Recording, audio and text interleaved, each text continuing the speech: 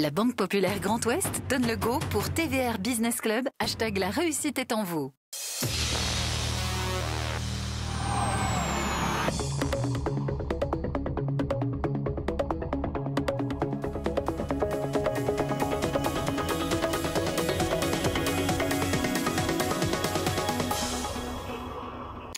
Bonjour et bienvenue sur votre plateau du TVR BPGO Business Club. Vous le savez, l'économie décryptée par ceux qui la font, et nous sommes avec les chroniqueurs du jour. On va vous les présenter dans un instant. Très heureux, très honoré d'accueillir le président d'Abeskill, Sébastien Loury. Sébastien Loury, bonjour. Bonjour Stéphane Beignet. Grand merci d'avoir répondu à l'invitation de ce magazine économique. Nous avons beaucoup de questions à vous poser sur un sujet qui est à la fois important, engageant, impactant. Il s'agit de la formation professionnelle.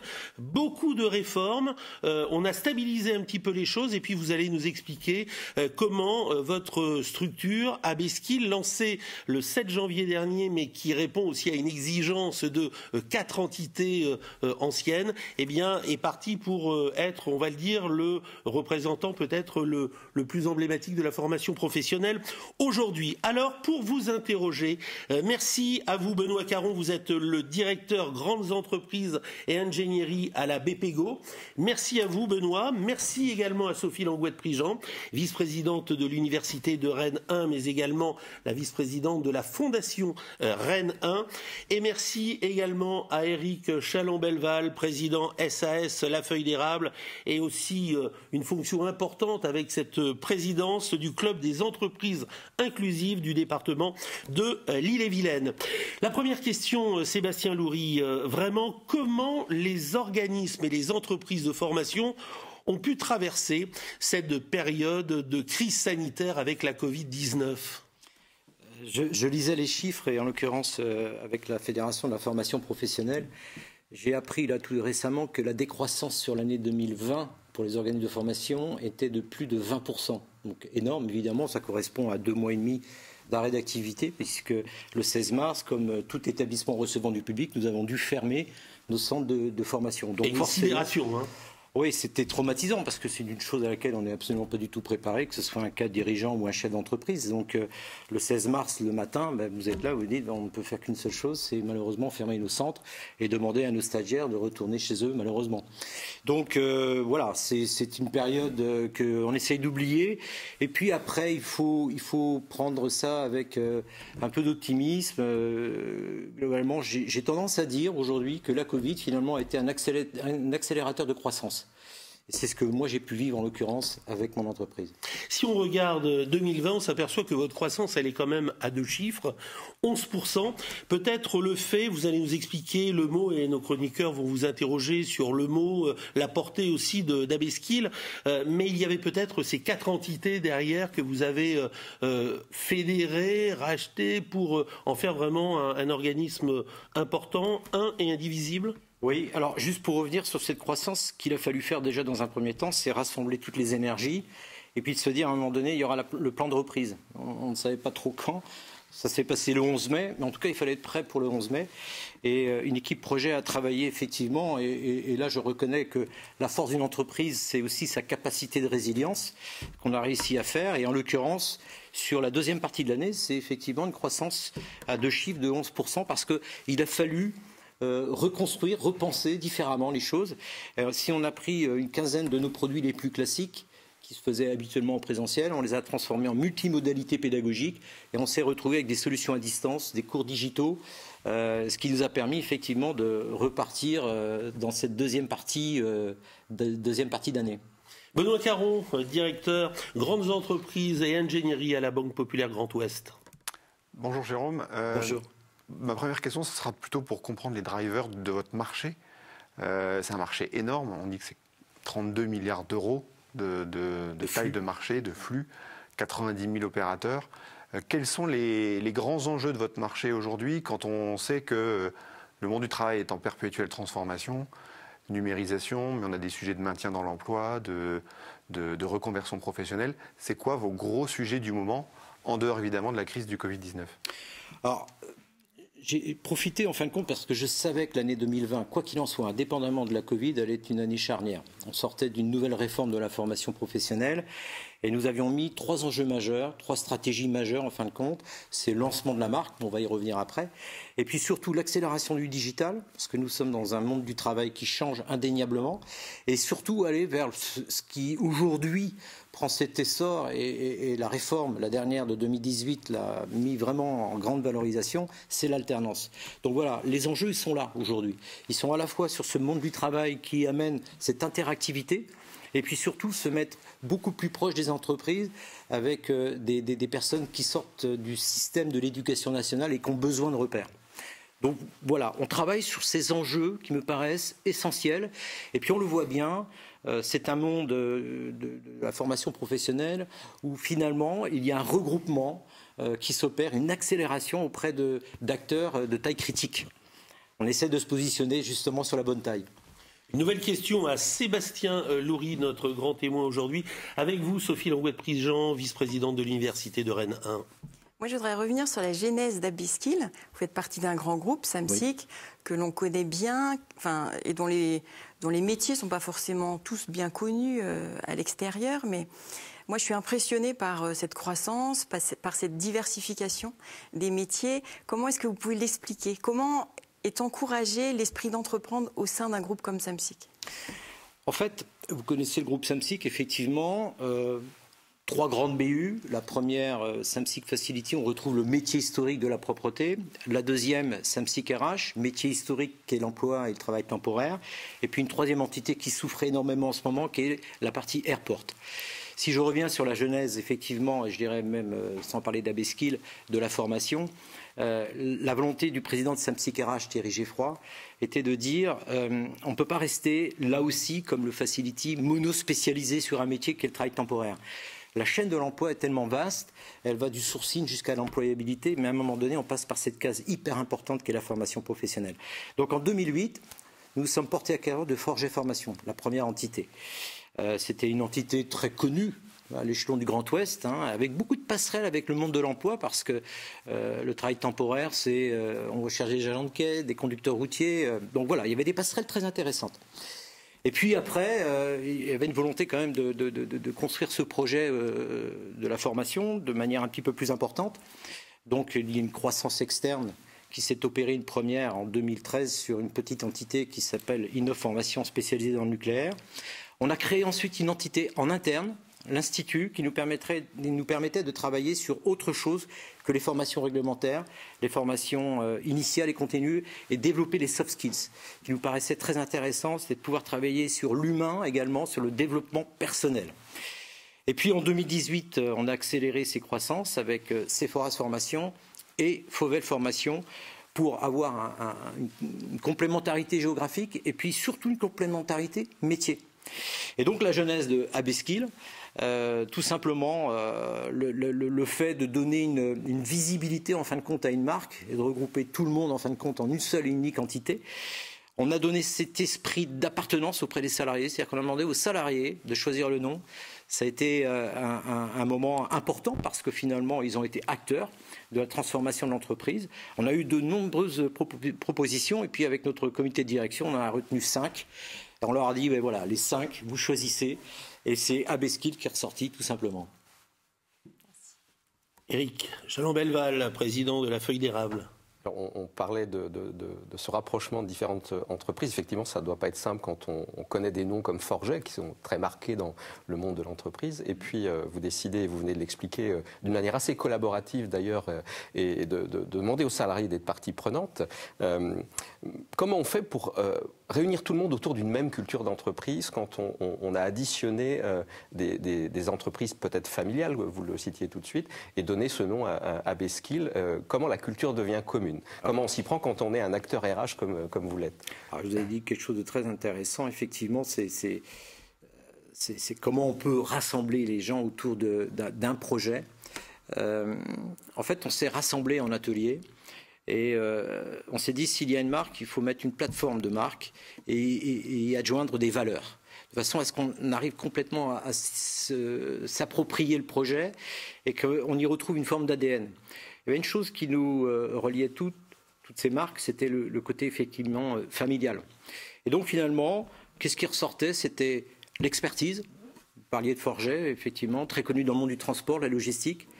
L'innovation, l'envie très forte de transformer un modèle qui a besoin de changer, lui aussi. L'accompagnement, parce que l'accompagnement de stagiaires, tout ce qui tourne autour de la qualité, le label pédagogique, voilà, ce sont les valeurs qui nous rassemblent au maximum.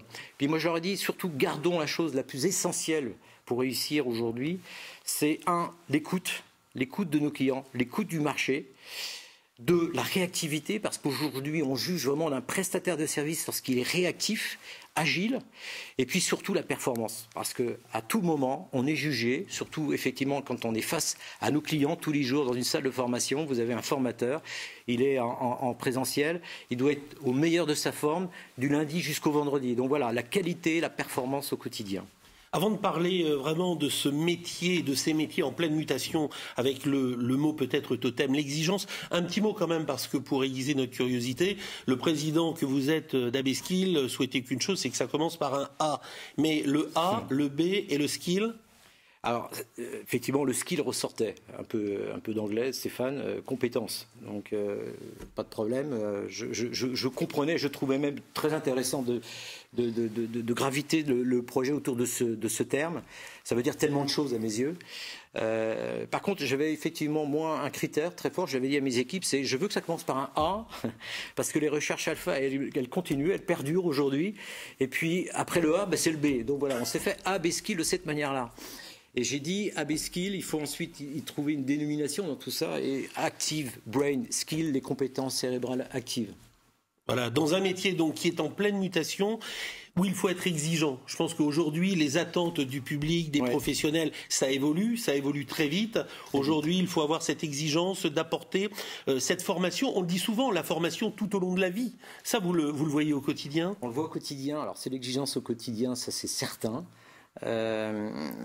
Les attentes évoluent,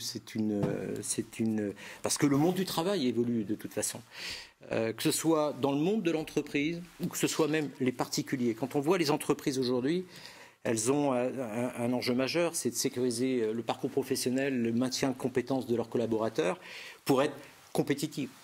Donc, ils ont un besoin perpétuel de formation réglementaire, de façon à amener cette formation continue à leurs salariés.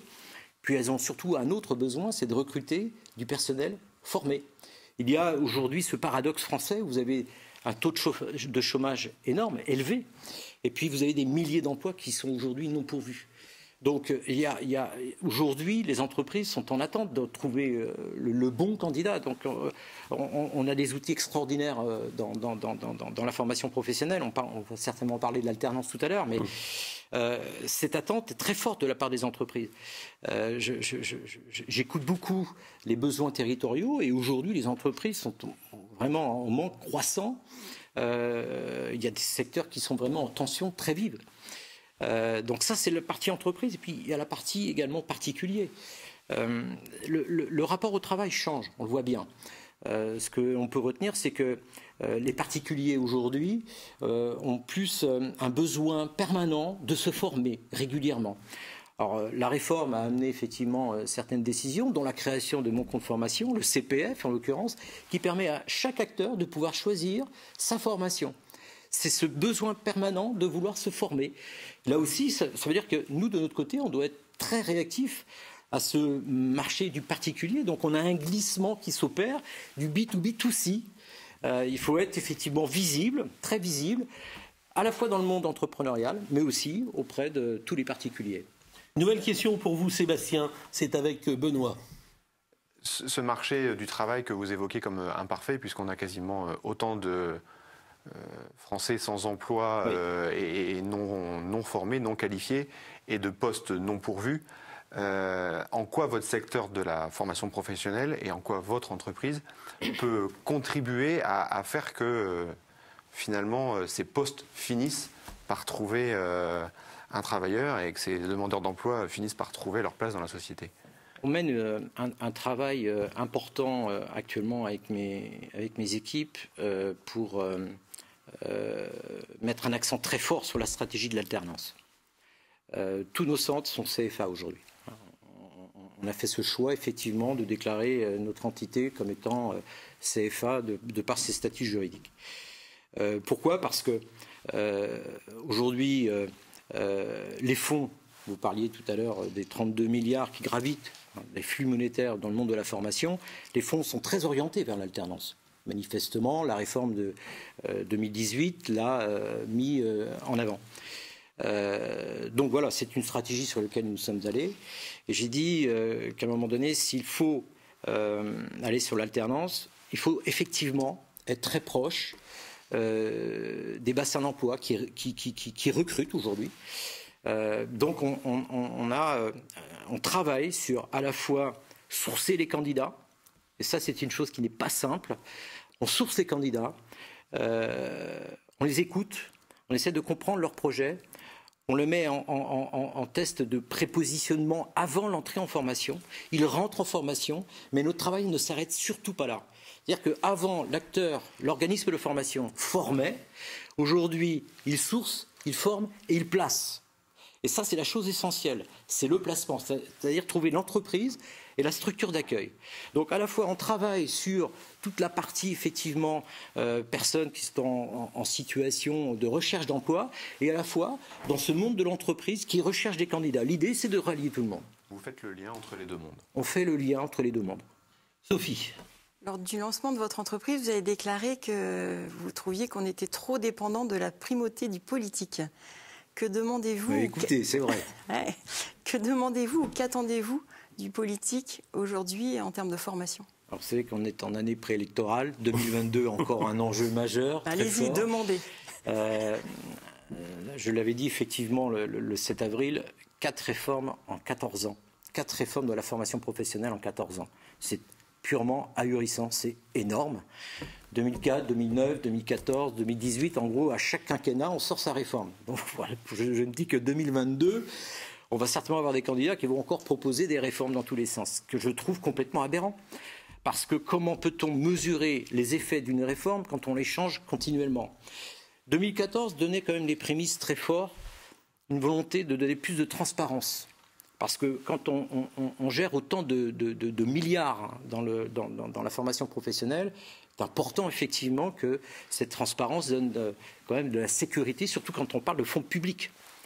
Moi, ce que je ressens de la dernière, c'est que c'est quelque part l'aboutissement de ces 4 réformes.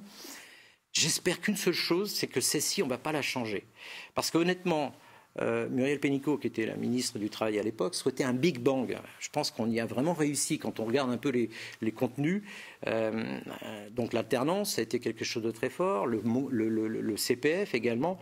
Il faut garder de la mesure et surtout mettre un peu de stabilité dans ce marché de la formation. Je pense qu'aujourd'hui, les contours de la réforme de 2018 sont sains. Ils permettent en fin de compte de pouvoir enfin travailler sur du long terme. Espérons une seule chose, c'est que 2022 ne soit pas encore une année où on va nous mettre une nouvelle réforme, parce que franchement, c'est compliqué pour les organismes de formation. Il faut être agile, il faut être souple, mais quand on met en place des mesures, quand on met en place des stratégies, elles ne se mesurent pas forcément dès la première année. On a besoin un peu plus effectivement de longévité.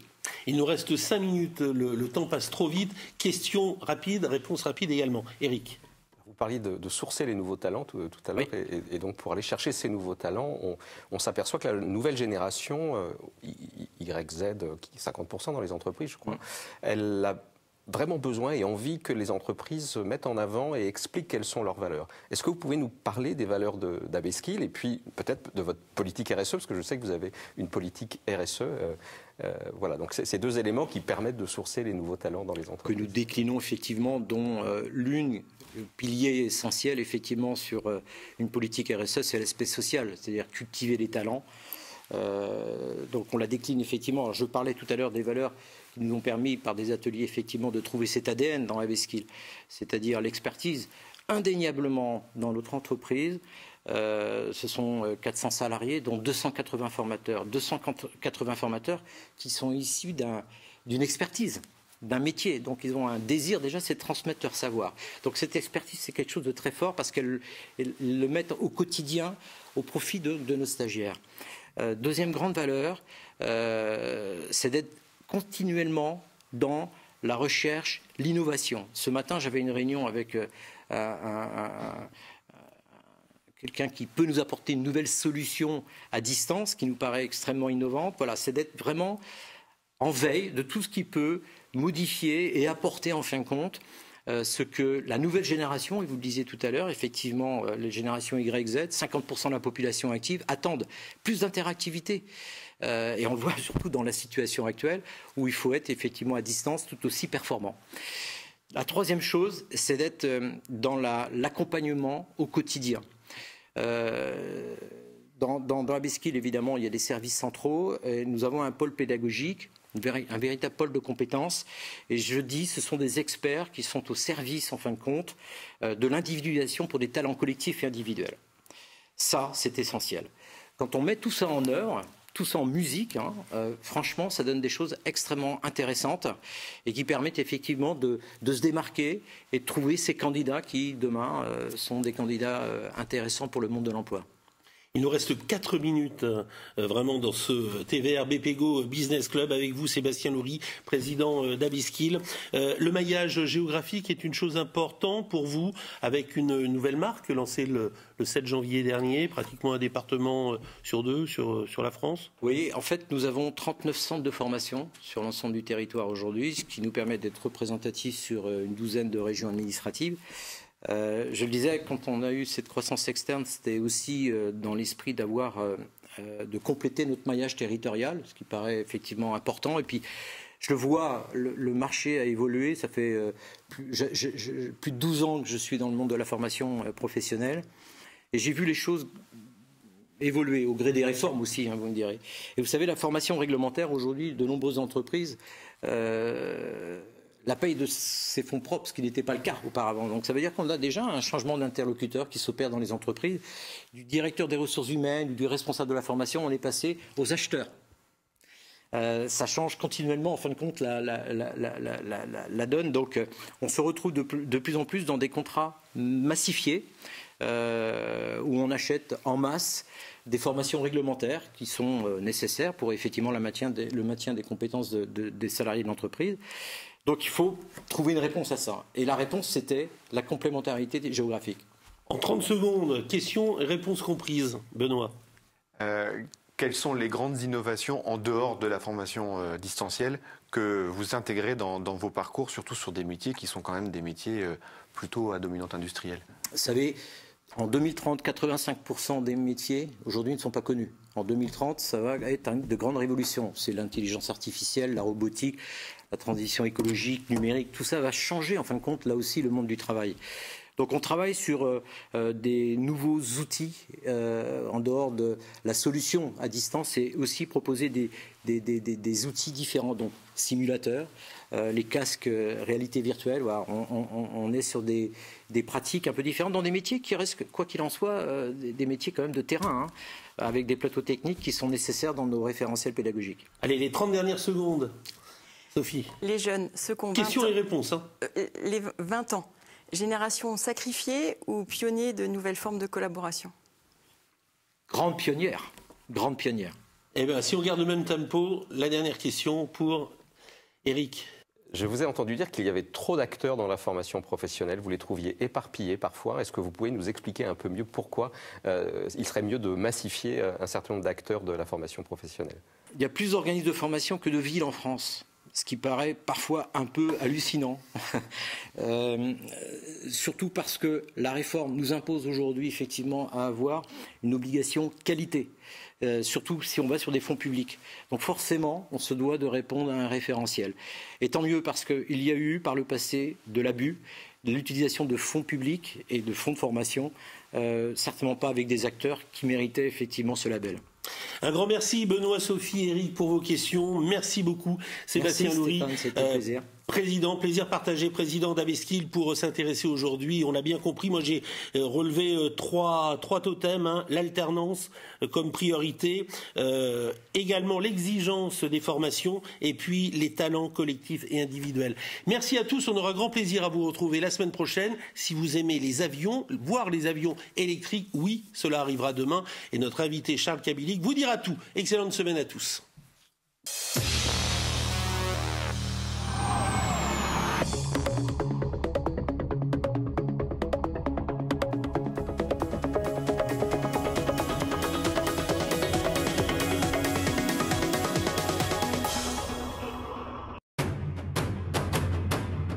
La Banque Populaire Grand Ouest donne le go pour TVR Business Club, #la réussite est en vous.